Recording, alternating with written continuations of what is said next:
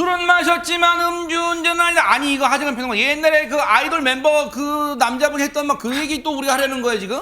과거에 이게 어떤 아이돌 멤버가 했던 얘기인데 네. 그 말이 떠오르는 사건이 이번에 터진 거예요. 어? 바로 김호중 씨 그 음주운전 사건인데 네. 김호중 씨가 어제 구속 기소가 됐습니다. 아 재판에 넘겨졌어요? 그래, 네. 기소가 됐는데 김호중 씨가 이게 바로 음주운전하고 사고 무죄치한 사건이잖아요. 네. 근데 음주운전이 혐의에서 빠져서 지금 그게 논란이 되고 있는 건데 김호중 씨가 지금 특정범죄 가중처벌법상의 위험운전치상, 도주치상 그리고 도로교통법상의 사고 미조치, 범인 도피 교사 4개의 혐의가 적용이 됐습니다. 어허. 근데 가장 핵심적이라고 할 수 있는 음주운전 혐의는 빠졌고 어허. 그렇게 된 거고 그다음에 그 김호두 씨가 탔던 차량에 블랙박스 그 메모리가 제거가 됐었잖아요. 네. 당초에는 그게 현장에 있던 매니저가 내 개인 판단으로 내가 직접 제거했다라고 했었는데 네. 검찰 조사로는 소속사 대표가 지시했다라고 이제 파악이 돼서 아하. 그 부분도 이번에 추가로 기소가 됐습니다. 네. 아니 근데 백성문 변호사님 네.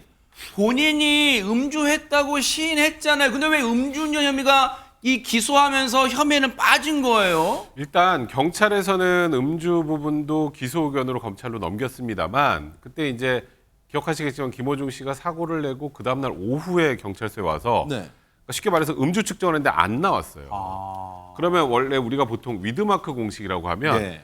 조금이라도 수치가 나오면 그거를 시간을 역산을 합니다.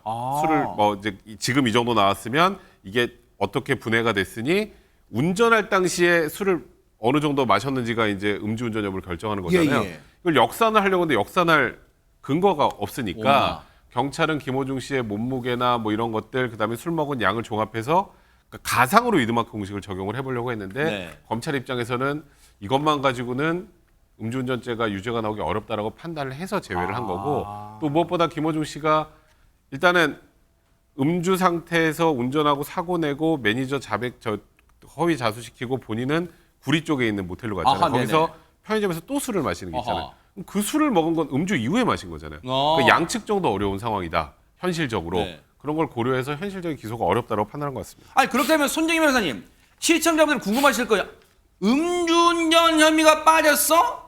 그런 상태로 재판에 넘겨졌어? 그러면 김호중 씨 형량이 엄청나게 낮아지거나 그러는 건 아니야? 막 또 그런 궁금증 가질 것 같아요. 그렇지 않습니다. 그러니까 도로교통법상 음주운전죄는 빠졌지만 그거보다 훨씬 엄중한 죄인 위험운전치상죄는 기소가 됐고요. 유죄 가능성이 굉장히 높게 점쳐지고 있는데 위험운전치상이라는 게 음주 때문에 정상적인 운전이 안 되는 상황. 그러니까 사실 음주운전죄보다 더 법정형이 높습니다. 음주운전죄는 뭐 1년 이하, 3년 이하 이렇지만 이것은 1년 이상 15년 이하의 징역형에 처해지는 죄가 기소가 됐기 때문에 네. 검찰로서는 혹시 증거가 부족해서 일부 무죄라도 무죄가 나올 수 있는 음주운전죄를 기소하기보다는 네. 그거보다 훨씬 더 엄중한 위험운전치상죄의 유죄를 입증하는 데 더 주력하겠다 이렇게 보시는 게 맞지 않을까 생각하고요. 아하. 위험운전치상을 입증하는 요건은 이렇습니다. 술에 취한 상태에서 정상 운행이 곤란한 사정을 입증해야 되는 거잖아요. 네.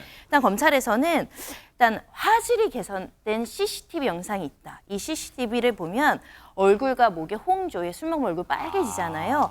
그리고 정상적인 걸음이 아니고 약간 비정상적인 걸음을 보인다거나 네. 또 별다른 이유 없이 제동을 반복하거나 또 중앙선을 침범해서 택시를 올라타잖아요. 아하. 이 자체가 비정상적으로 주행했다는 걸 보여주는 것이고 나아가선 그 자리에서 동석해 술 많이 먹었다라고 목격한 사람들도 존재하잖아요. 여러 정황상 이렇게 혈중 알코올 농도가 뭐 0.03이다, 0.05다 이거는 음주 측정을 못했기 때문에 증명이 좀 곤란하지만 네. 술에 취해서 정상적으로 운전이 안 된 상태는 명확하게 규명할 수 있기 때문에 음주운전죄는 제외하더라도 큰 양형의 변화는 없다는 게 검찰의 설명입니다. 아하, 그렇군요.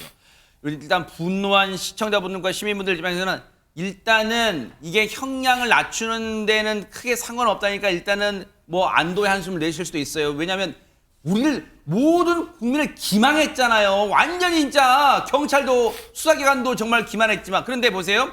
김묘성 기자님 그런 생각이 들어요. 음주운전을 본인이 시인내도 음주운전이라고 못하는 검찰도 단단히 분노가 치밀었겠지만 근데 김호중 씨가 경찰도 화나게 했다 이런 얘기 듣는데 이건 대체 무슨 얘기일까요? 네, 우리가 지금 위험운전치상, 도주치상 이런 이야기를 네. 했잖아요. 근데 그 피해 당사자가 있죠. 바로 택시 기사님입니다. 네. 근데 그 택시 기사와 사고 35일 만에 합의를 이뤘다라는 기사를 전해드린 적이 그랬죠. 있잖아요. 무려 사고가 난 지 한 달이 지나서 겨우 만나서 합의를 진행했다고 많은 사람들이 의아했던 점이 맞아요. 분명히 있는데요. 그런데 그렇게 늦어지게 된 이유에 대해서 김호중 씨 측이 경찰 탓을 했잖아요. 아하. 그러니까 경찰이 연락처를 알려주지 않아서 피해자와 합의가 늦어졌다 이런 이야기를 한 바 있습니다. 네. 그래서 바로 조지호 서울경찰청장이 기자간담회를 통해서 또 일갈한 부분이 있습니다.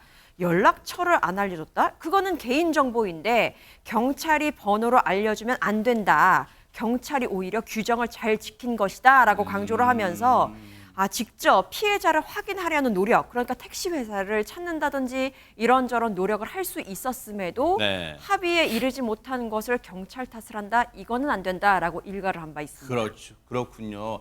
자, 이제는 구속 상태에서 기소, 즉 재판에 넘겨졌기 때문에 이제 앞으로 법이 어떤 형량을 과연 김호중 씨한테 선고할지가 초미의 관심이 될 거예요.